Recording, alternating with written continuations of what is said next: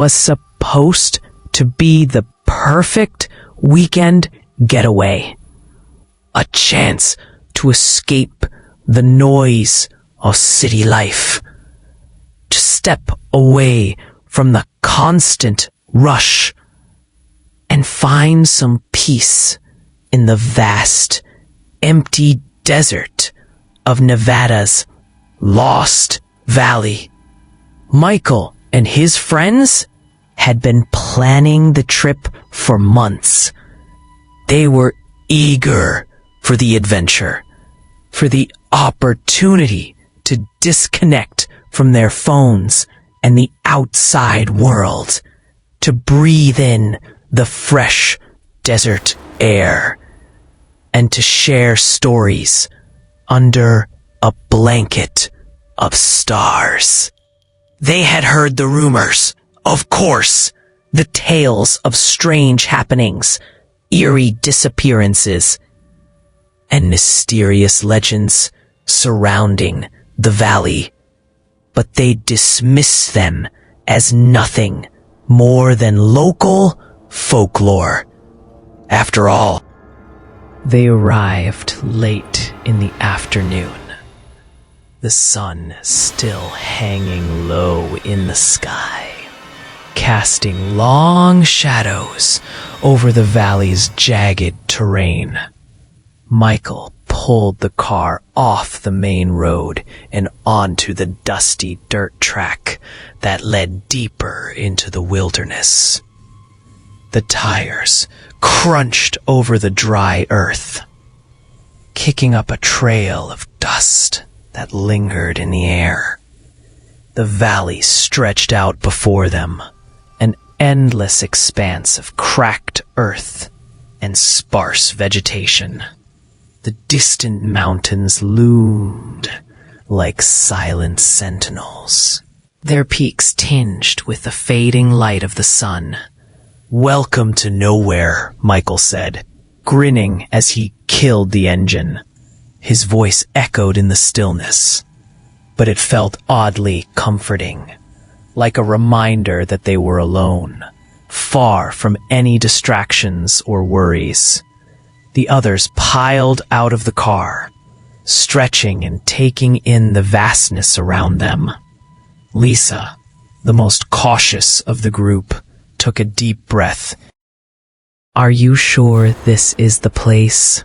she asked, her eyes scanning the horizon. "It feels quiet." "It's a desert," Michael replied, shrugging. "It's supposed to be quiet." Sarah, ever the optimist, laughed. "Yeah, but it's a little too quiet, don't you think?" They all looked around, the stillness settling in their bones. There wasn't a sound to be heard, except for the occasional gust of wind that kicked up the dust. No birds, no animals, no insects chirping. It was as if the entire valley was holding its breath. "Let's get the camp set up," Michael suggested, eager to shake off the odd feeling that had settled over him.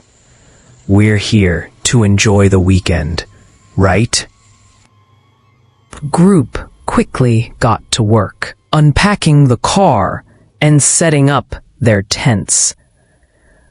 The air was dry and warm, the kind of heat that seemed to seep into your skin and make you feel like you were always just on the edge of sweat. Michael helped Sarah with the tent, while Lisa and Jake worked on gathering firewood. They were all in high spirits, joking and laughing as they worked. The thought that something could be wrong felt ridiculous. This was just a camping trip after all. By the time the sun had set, the camp was fully set up. The tents stood in a neat line, the campfire crackling at the center. The firelight flickered in the cool desert night, casting long shadows over the ground. They sat around the fire, cracking open beers and roasting marshmallows, enjoying the rare quiet of the desert. The sky above them was a blanket of stars, an endless expanse of twinkling lights that made everything feel small and insignificant. They spoke in hushed tones, their voices blending with the sound of the fire popping and crackling. "So what's the scariest thing you've ever experienced?" Jake asked, leaning forward and staring into the flames. They all glanced at each other. Michael was the first to respond. "I don't know. I guess it would have to be that time I went hiking alone in the mountains. I lost my way and ended up wandering for hours, not knowing which way was north. But eventually..." Lisa scoffed. "That's not scary. You're a city guy. You probably freaked out when a bird flew by." Michael rolled his eyes. "It wasn't a bird. It was just, I don't know. Something about being out there alone, with no one around. It gets to you." Sarah, who had been quietly listening, spoke up. "I don't think I've ever experienced something really scary. I mean, I've heard the stories about the Lost Valley, about people who've gone missing and never returned, but I don't believe in all that." "Don't believe in it?" Jake raised an eyebrow. "You know, there are tons of weird things that happen out here. People talk about strange lights in the sky, voices on the wind, and even some stories about, well, you know, strange things in the desert." "Yeah, I've heard those stories too," Michael said, trying to brush it off with a chuckle. "But that's all they are. Stories. Urban legends. Nothing to worry about." The conversation moved on, and the hours slipped by. They told more stories, laughed, and joked, the fire slowly dying down as the night wore on. But as the darkness deepened, something shifted. The air grew colder, and an unnatural stillness fell over them. No crickets, no wind. It was as if the whole valley had gone silent. The fire crackled, its warmth the only thing that seemed real in the overwhelming quiet. Michael shifted in his seat, uncomfortable. He looked around, trying to shake off the unease creeping over him. It wasn't like him to feel this way. He was supposed to be enjoying himself, but something felt wrong. "Is it just me, or is it way too quiet?" Lisa's voice broke the silence, her tone uncertain. No wind, no animals, not even an owl. But even as he said it, he didn't believe it. The quiet was too complete, too unnatural. The air felt thick, like it was pressing down on them, stifling them. It was the kind of quiet that made you feel like you were being watched. Like there was something just beyond your field of vision, waiting. It was so faint that they thought it was just the wind, or maybe their imaginations running wild. But the sound grew louder, closer. They all sat up, straining to listen. The noise came again, louder this time. It wasn't a growl, not exactly. It was something worse. A moan, a long drawn-out sound that seemed to come from somewhere deep in the earth. It was as if the desert itself was alive, groaning in pain. Michael stood up quickly, trying to push down the growing sense of dread. It's probably just an animal, a coyote or something. But deep down, he knew it wasn't. This wasn't some wild animal, and this wasn't the desert playing tricks on them. The hair on the back of his neck stood up. Whatever that sound was, it wasn't normal. It wasn't something they should ignore. The wind picked up suddenly, whipping around them, and the fire flickered. The sound grew louder, closer, until it was all they could hear. There was no turning back now. The morning sun had barely crested over the jagged mountains when Michael opened his eyes. The first thing he noticed was the silence. The air was still, and the usual desert sounds were absent. No wind, no birds, just that same eerie stillness that had unsettled him the night before. It should have felt peaceful, calm even, but instead it felt suffocating, like the land itself was holding its breath. Michael rubbed his eyes, pushing himself up off the ground. He glanced over at his friends, still asleep in their tents. But as his gaze moved across the campsite, something didn't look right. The fire pit from the night before, which had been burning brightly just hours ago, was now nothing more than a smoldering pile of ash. The wood, once neatly stacked for the fire, was scattered around the site, as if something had flung it around in a frenzy. The charred remnants of their fire were the only sign of last night's warmth. But it had faded now, leaving behind nothing but the cold morning air. He stood up, brushing the dust from his pants, and surveyed the campsite more closely. His eyes widened as he noticed the food they had left out, the bags of snacks, the cooler they had left open, were all torn apart. Crumbs and bits of dried fruit were scattered across the ground, mixed in with what appeared to be claw marks, deep and jagged. The packages had been chewed through, and some of the wrappers were completely shredded, torn apart by something with remarkable strength, something powerful, something hungry. "Hey, Michael," Lisa's voice called out from behind him. She had emerged from her tent, rubbing her eyes sleepily, but her expression quickly shifted to one of concern as she took in the sight of the camp. "What happened here?"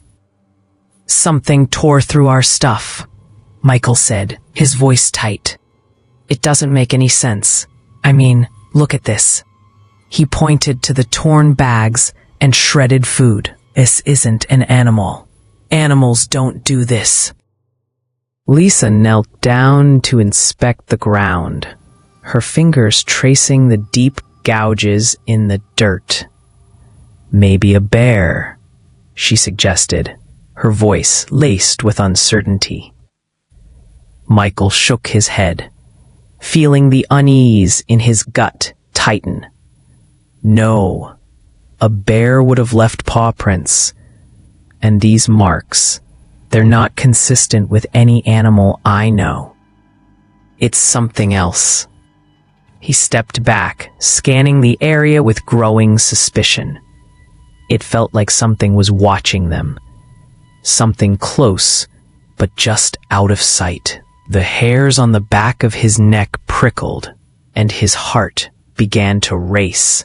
His mind tried to dismiss the feeling, but the dread gnawed at him, like a constant reminder that they were not alone.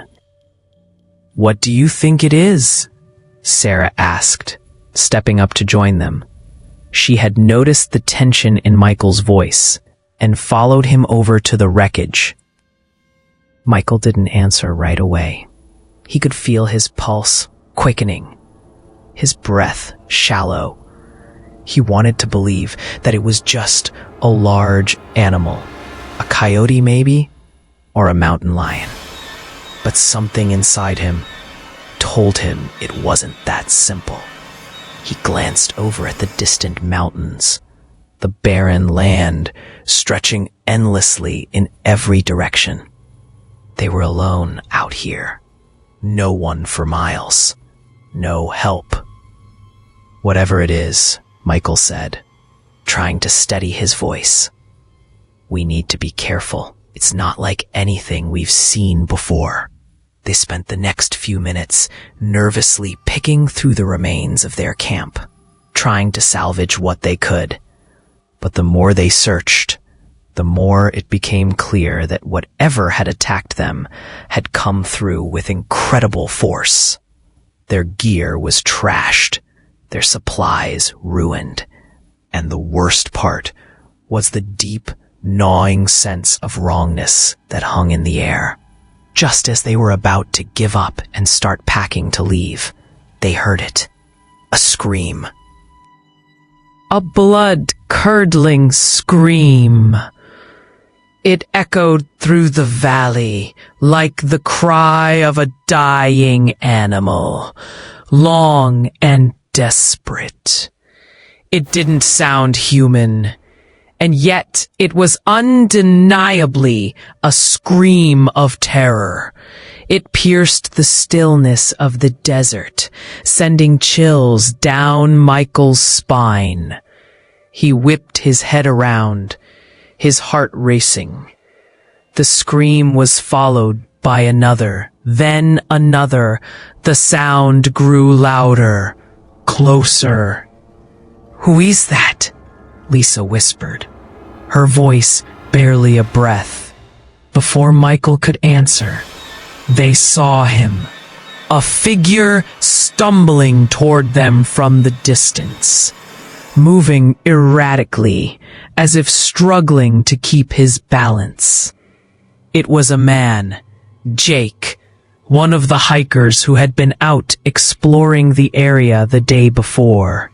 His clothes were torn, ragged, and his skin was pale, an unnatural shade of gray. His face was gaunt, his eyes wide with fear, and his mouth hung open, gasping. But as Jake drew closer, it was clear something was terribly wrong. His skin was covered in blood, and there was a strange, sickly sheen to it, like he had been drenched in something foul. His neck was torn open, fresh blood dripping down his shirt. But what was most disturbing was the look in his eyes, wide and frantic, full of terror.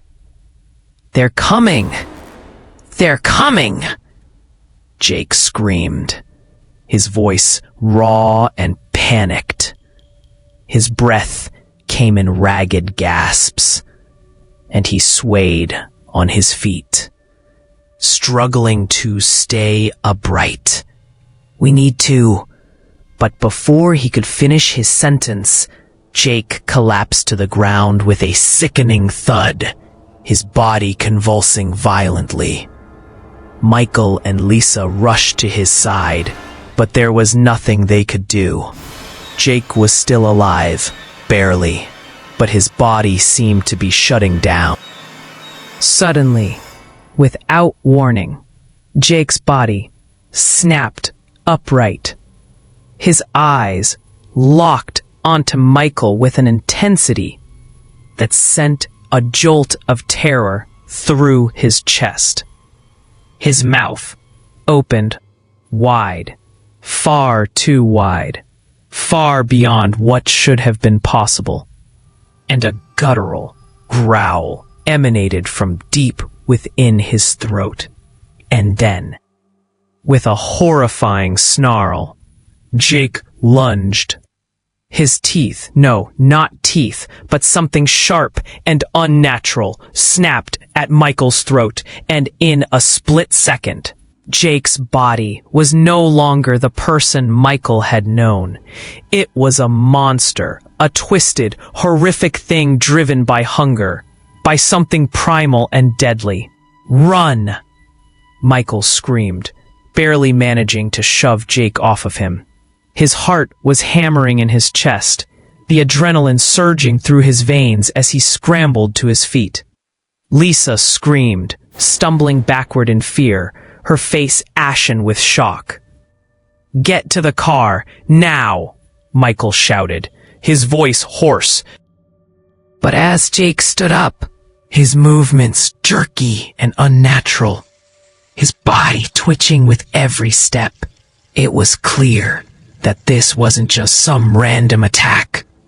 This was something far worse. This was the beginning of a nightmare that they could never have imagined. The valley that had once seemed like an idyllic escape was now a prison, and they were the prey. Without another word, they turned and ran. The fight for survival had begun. The desert stretched out endlessly before them, a barren wasteland of sand and rock. Michael, Sarah, Lisa, and Jake ran as fast as their legs could carry them, hearts pounding in their chests, their lungs burning with each desperate breath. Behind them, the sound of shuffling feet and guttural moans echoed through the desolate landscape, growing louder with every step they took. They didn't dare look back. All they could focus on was the barren horizon ahead, a distant hope that made the heat of the Nevada sun beat down mercilessly, making the air feel thick and suffocating. Sweat soaked their clothes, their faces slick with moisture that did little to cool the feverish panic rising within them. The desert, which had seemed so peaceful just hours ago, now felt like a living nightmare. Its vastness an unforgiving prison. Michael could hear the others breathing heavily behind him, their footsteps a mix of hurried and frantic. Lisa's footfalls were slightly offbeat. She had twisted her ankle earlier in their scramble, but there was no time to stop, no time to rest. The sound of those unnatural, moaning footsteps kept pushing them forward, like a relentless wave chasing them down. Ahead of them, through the haze of the midday heat, Michael spotted something, a structure rising from the barren earth. It was barely visible, half buried in the sand, but it looked like some kind of old building. A mine, maybe. His heart skipped a beat, a flicker of hope in his chest. It wasn't much, but it was something. Anything that could offer them shelter from the nightmare that was now chasing them. "That way!" Michael shouted, pointing toward the mine. "We need to get there. Fast!" Sarah, who had been glancing over her shoulder every few seconds, nodded quickly, her face pale and filled with dread. "Go, go, go!" she urged, her voice trembling. Lisa hobbled along behind them, her face contorted in pain, but the fear of what was following them drove her forward with every ounce of strength she had left. They reached the mine's entrance, a gaping hole in the earth that led down into the darkness. Michael, skidded to a stop, his feet kicking up dust as he turned to face the others.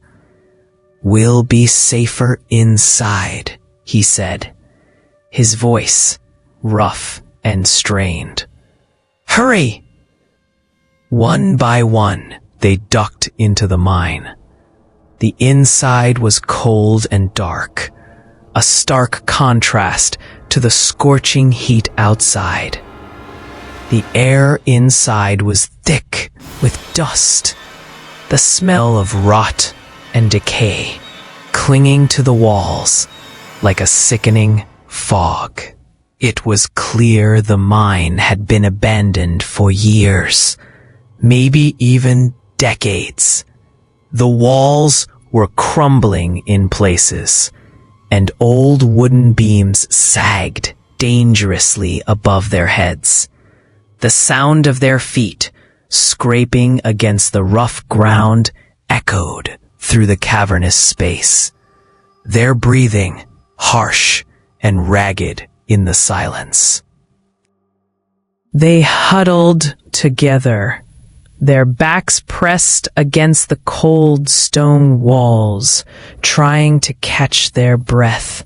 For a moment, there was only the sound of their heavy breathing, a fleeting moment of relief from the terror that had been chasing them. But it didn't last long. The moaning came again, closer now. The shuffling footsteps that had seemed so far away were now right outside the mine. The walls of the mine trembled as the weight of something or someone pushed against them from the other side. Michael's heart raced. The dead were close, too close. "What the hell is happening?" Jake whispered, his voice filled with disbelief. But there was no time for answers.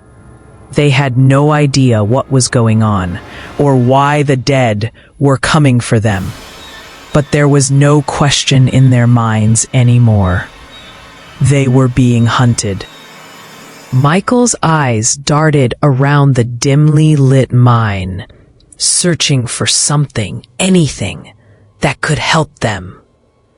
There were old mining tools scattered about, rusted and broken, some half buried in the sand. But none of it mattered. They were trapped. The moaning grew louder, and Michael knew they couldn't stay here for long. "We need to find another way out," he said urgently. "Now." They moved quickly, scanning the walls and the shadows for an escape route. The mine twisted and turned in strange angles, narrow tunnels veering off into the darkness. But none of them offered any sense of safety. The sense of hopelessness was overwhelming. They could hear the dead outside now, their dragging footsteps unmistakable, their moans like a dark lullaby, pulling them. "Over there!" Lisa suddenly cried out, pointing to a narrow passageway at the far end of the mine. It was barely wide enough for them to crawl through, but it seemed to lead deeper into the earth, away from the sound of the dead outside. Michael didn't hesitate. He nodded to Sarah and Jake, his voice tight with urgency. "Let's go. Now." The group scrambled toward the passageway, their feet slipping on the dust-covered floor. The closer they got to the opening, the more they could feel the tremors in the ground as the dead outside grew closer. It was only a matter of seconds before they were there, scratching, moaning, pushing against the walls, trying to get in. The desperation in their movements was chilling. like they knew the group was close, like they were closing in on their prey. Michael squeezed through the narrow opening first, his heart pounding in his chest. The others followed, one by one, each of them struggling to fit through the tight space. The air grew colder the farther they went, the darkness thicker. It felt as if the earth itself was swallowing them whole, but there was no turning back now. The passageway twisted and turned, the walls narrowing even more as they went deeper. It was a claustrophobic maze of stone and dirt. The only sounds were the pounding of their hearts, their breath coming in ragged gasps, and the distant, ominous sound of the undead still shuffling just outside. They had to keep moving. They couldn't stop, not even for a second. Minutes passed, though it felt like hours. They were deep within the bowels of the mine now, the temperature dropping with every step. The walls closed in around them, the air growing damp and cold. Michael's throat was dry, his head swimming with exhaustion. They had to find a way out. There had to be something, but it was hard to think straight. The fear was consuming them, and the pressure of the mine seemed to press down on them like a physical weight. Suddenly, Michael stopped. He froze in his tracks, his eyes widening in disbelief. Up ahead, the tunnel opened up into a small, cavernous room. In the dim light, he could make out the faint outline of something that didn't belong. A shape, a shadow. His heart skipped a beat as he stepped forward, his feet crunching on the gravel beneath him. The others caught up to him, their faces pale with exhaustion and fear. Lisa's eyes widened as she saw what Michael had seen. It was a body. A body that had been dragged into the cavern and left there. But what was worse than the body itself was the condition it was in. It was twisted, mangled, and half-eaten, its face contorted in a silent scream. The limbs had been torn from their sockets, and the blood had long since dried. The thing that had once been human had been completely ravaged by something far worse than anything they had ever imagined. Michael's stomach lurched. This was no accident. The dead were following them, hunting them down one by one, and they weren't just trying to kill them. They were trying to turn them into something worse. Suddenly, a low moan echoed from deeper in the mine. It was the unmistakable sound of more undead, closer than before. The group turned, eyes wide with terror. They had no choice but to keep moving. The fight for survival was far from over. The air inside the mine was thick with dust and a heavy scent of decay. The dim light from their flashlights barely cut through the oppressive darkness, casting long, jagged shadows that seemed to shift with the movement of every breath they took. Michael, Sarah, Lisa, and Jake sat huddled together against the rough stone walls, trying to steady their breathing. trying to make sense of the nightmare they were trapped in. The reality of the situation was setting in. But it was hard to grasp, to truly believe. How had everything spiraled so quickly? Just hours ago, they were laughing around a campfire, enjoying the serenity of the desert. Now, they were fighting for survival against something that didn't even seem human.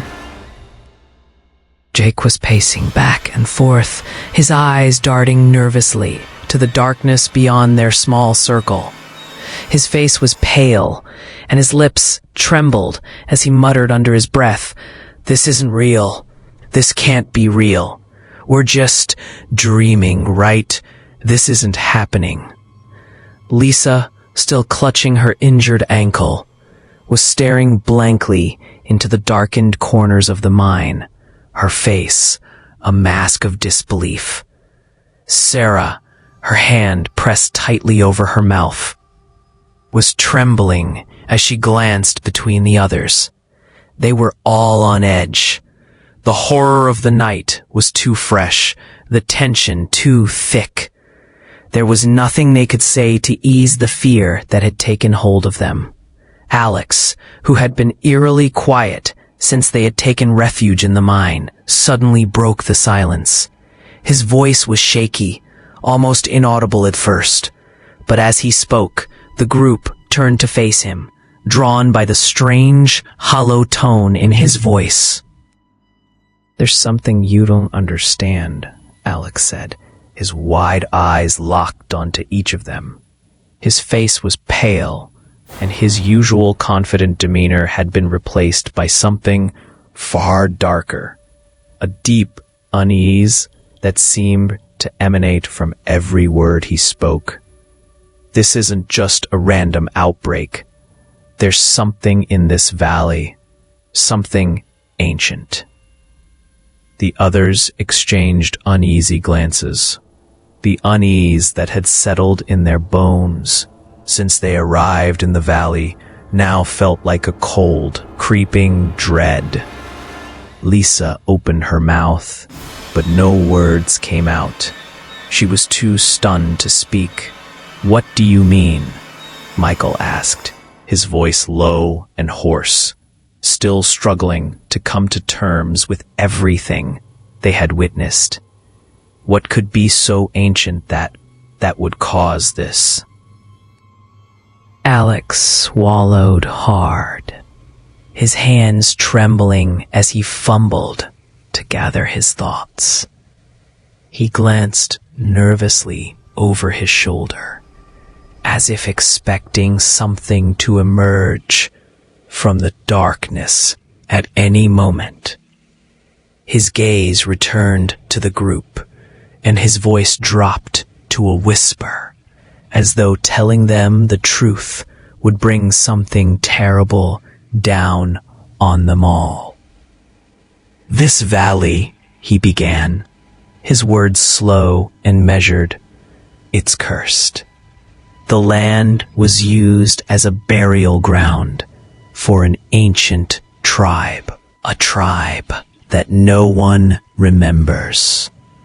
They sealed it off long ago, hidden it away from civilization.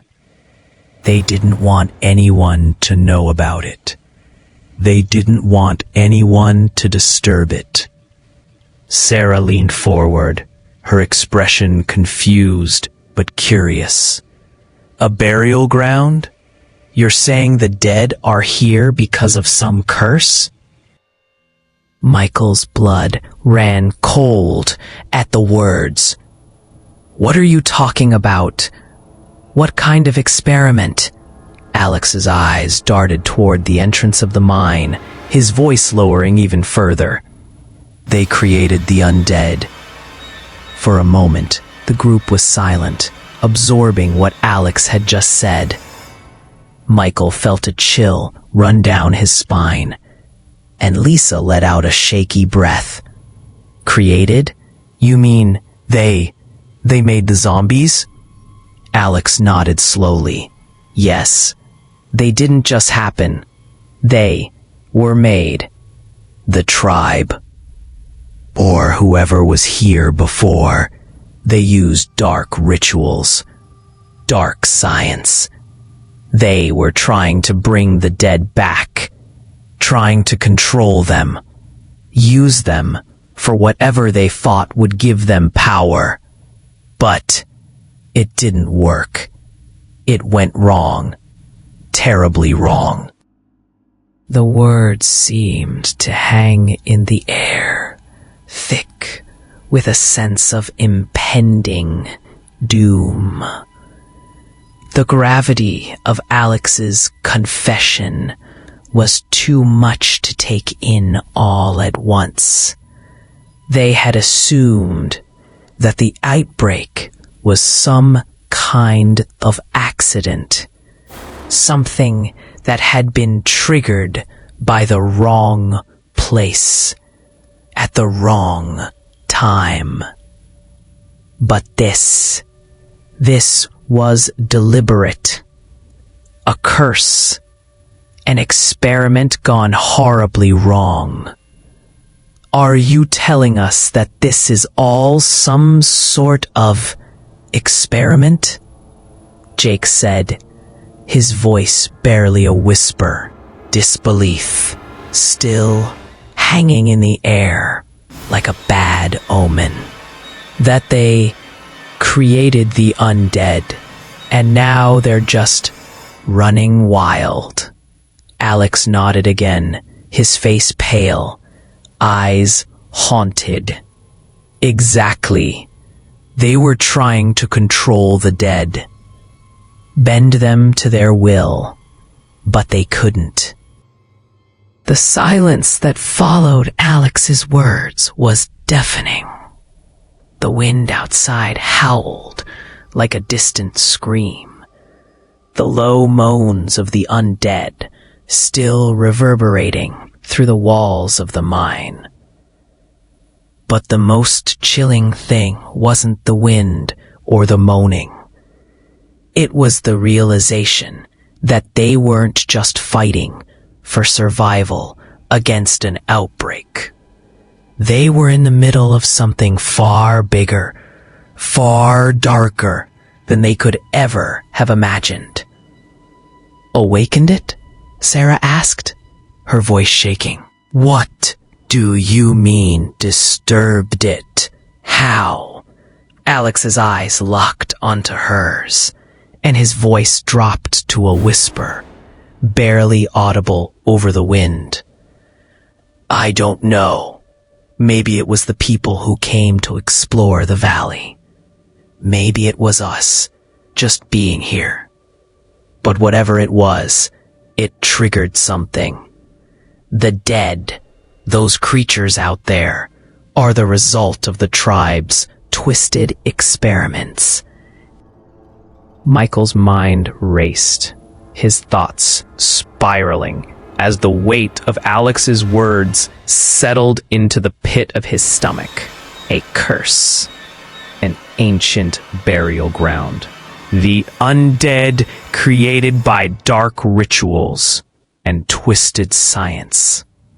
It was too much to comprehend all at once. It felt like a nightmare. A twisted horror story that couldn't possibly be true. But everything they had seen since arriving here, everything that had happened, was proof enough that it was real. What does that mean for us? Lisa asked, her voice barely more than a whisper, as though saying the words aloud would somehow make them more real. Are we supposed to just leave? Can we even get out of here? Alex looked away, his face grim. The realization hit Michael like a punch to the gut.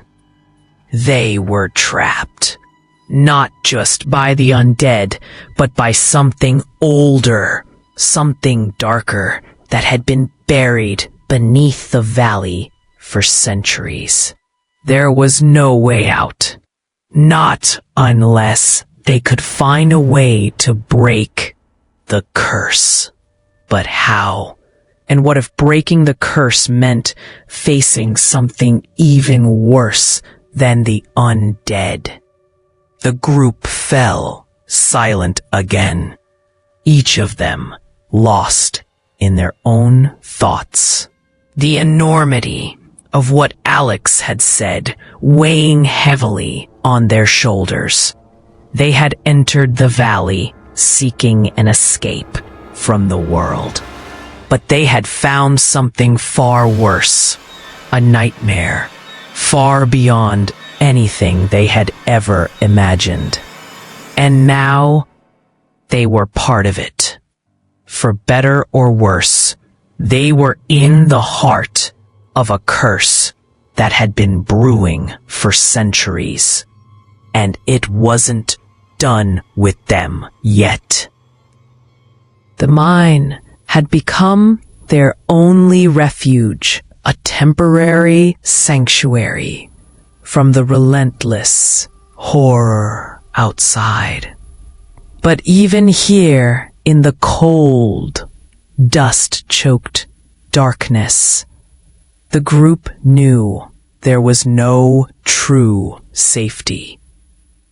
The moans of the undead were faint at first, distant but unmistakable, like the echoes of something terrible creeping toward them. But with each passing hour, the sounds grew louder, the shuffle of feet. Closer. They were trapped. No matter how much they ran, how much they tried to hide, the valley seemed to press in on them from every side. The creatures, those things that had once been human, were relentless, and the walls of the mine offered little protection. They had seen the walls shake as the undead pushed against them from outside, their foul groans. There was no plan anymore. The thought of escaping the valley had become nothing more than a desperate fantasy. The sun never seemed to shine here, as if the very land itself was consumed by some unrelenting darkness.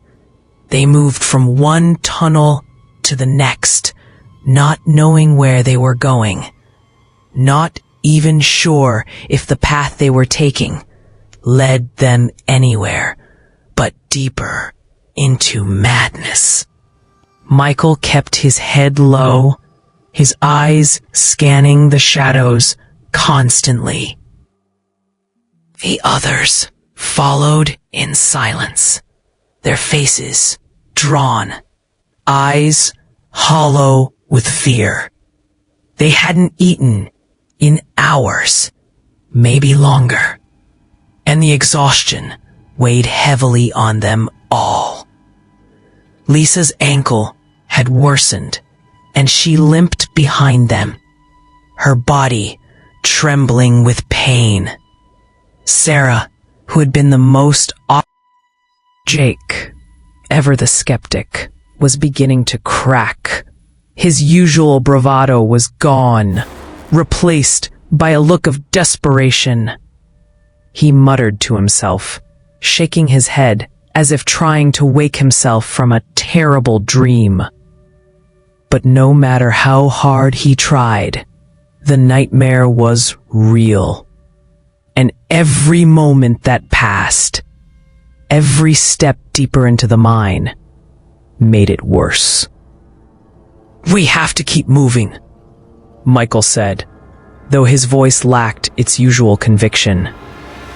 He tried to sound confident, but the words felt hollow even as he spoke them. They had to keep moving. But the question that kept...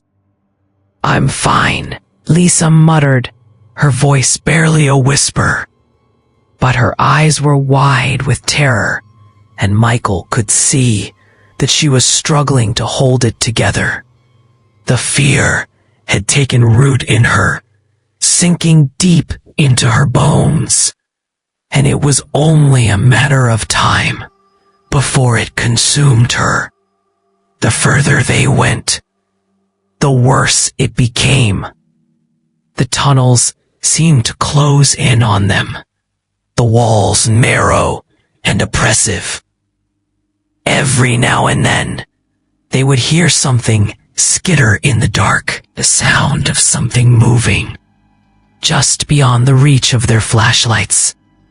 The darkness seemed alive, pressing against them from all sides. But it was the silence that was most terrifying. The silence between the moans of the undead. It was the kind of silence that told them they were being watched, stalked by something that was never in a hurry, something that took its time. Hours passed, maybe more. The passage of time seemed irrelevant in this place. Every minute dragged on like an eternity. They hadn't spoken much in a while, but the tension was palpable. The terror that had settled deep in their hearts was wearing them all down. Michael could feel it too. The weight of the fear, the crushing hopelessness. He had tried to hold on to the belief that they could find a way out, that they could escape the curse that had been unleashed upon them.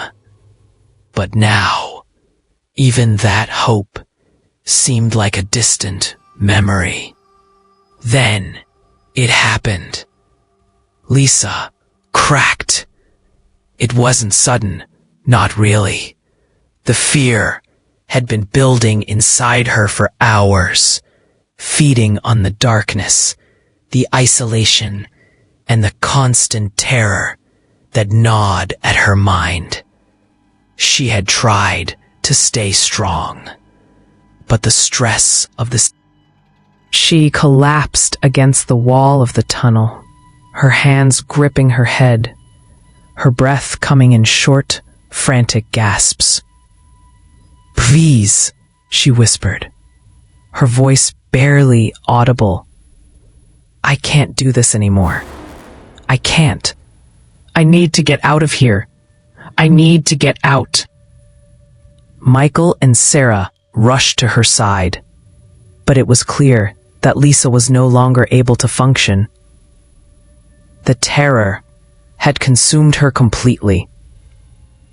Her body shook with sobs, her tears mingling with the dust on her cheeks. "Please." "I just want to go home," she whimpered. "Lisa, you have to calm down," Michael said, his voice strained, but he could hear the desperation in his own words. "We need to stay strong. We can get through this, okay? We have to keep moving." But Lisa was beyond reason. Her sobs grew louder, more frantic, as if the weight of the valley's curse was crushing her from the inside. The others could only watch in helpless silence, the fear of what might happen next. As if summoned by Lisa's cries, the moaning outside grew louder. The groans and shuffles of the undead came from every direction, like the world itself was closing in on them. The walls seemed to shake as the creatures pressed against them from all sides. The air grew thick with the stench of death, and Michael felt the hairs on the back of his neck rise. Something was coming. "Lisa, we need to go," Sarah said urgently, trying to pull her up. "Please, we have to go now." But Lisa didn't respond. Her eyes were wide with terror, and she looked past them, her gaze fixed on something in the darkness ahead. She whispered something under her breath, her voice barely audible. But Michael could make out the words, "They're here. They're here." A sudden crash echoed through the mine, and the walls trembled. The undead had breached the entrance, their bodies crashing through the fragile structure of the mine. Michael's heart skipped a beat as he realized there was no way out. The moaning grew louder, more frantic. The creatures had found them, and they were coming for them.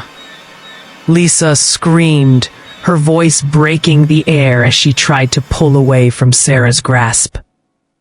But it was too late. The undead were upon them. They tore through the walls of the mine, their twisted, contorted forms emerging from the shadows like nightmarish figures. Their pale, lifeless eyes glowed with hunger, and their mouths opened wide, revealing rows of sharp, jagged teeth. In that moment, Michael understood. The valley had claimed another soul. Lisa's sobs and screams were drowned out by the horrific sounds of the undead tearing through the walls. The creatures dragged her into the darkness, their hands like claws, pulling her away from her friends. With Lisa's scream, the curse had claimed another victim. The valley's hold on them was tightening, and there was no escape. Not now, not ever. And with that, the fight for survival became a desperate race against time. The landscape of the valley stretched out before them like a barren, unfeeling wasteland. The sun hung low in the sky, casting long, eerie shadows across the cracked desert floor. Michael, Alex, and Sarah ran, breathless and desperate, their feet pounding against the dry earth. Their once vibrant expressions were now etched with exhaustion and fear. The hopelessness of the situation had long since sunk in, and now they were simply moving, following the instinct to survive. Their only destination was the old church they had heard whispers about, the one place they hadn't yet explored, the last glimmer of hope they clung to. The valley, which had seemed so vast and full of promise when they first arrived, had now become a death trap, a twisted labyrinth that led them nowhere but closer to the heart of the curse. They had lost Lisa, and the rest of the group had been scattered, taken one by the mindless, ravenous creatures that roamed the land. But Michael, Alex, and Sarah had kept going, clinging to the idea that the church, whatever it was, held the answer, or at the very least, a way to end the nightmare that had gripped them all. A dry air burned their lungs as they sprinted, the weight of their fear making every step feel like 1,000. The sound of the zombies' moans echoed in the distance, a constant reminder that they were being hunted. They had no weapons, no protection, and no way to stop the oncoming horde. All they had left was the desperate hope that the church could offer them salvation. But even that was uncertain. What if the church was just another trap? What if it was the epicenter of the curse, The very thing that had unleashed the undead upon the valley. As they reached the entrance of the church, Michael's heart sank. The building stood like a tomb in the middle of the valley, its once majestic spires now crumbling, the walls covered in a thick layer of dust and grime. The door creaked ominously as Michael pushed it open, revealing the dark interior. The church was empty, save for the faint flicker of green light emanating from the center of the room.